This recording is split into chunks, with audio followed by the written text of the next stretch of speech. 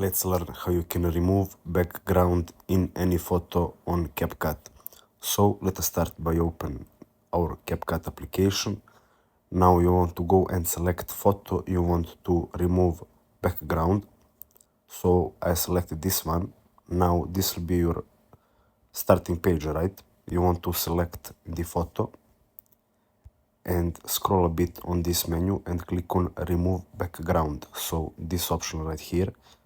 You can use auto removal if you have pro CapCut, but you can go to custom removal for free. Now you want to select brush because it's the free one. Now you can change size if you want. And what you want to do now is just go and move the brush where you want to have image.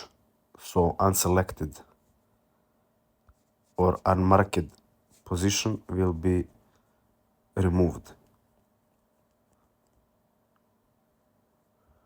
Now I won't select everything, but I just want to show you how. So when you did that, press yes, and as you can see here,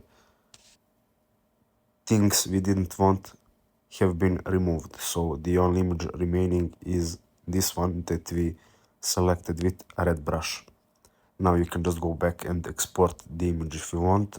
It will automatically save you to project even if you exit, and that's it. So thanks.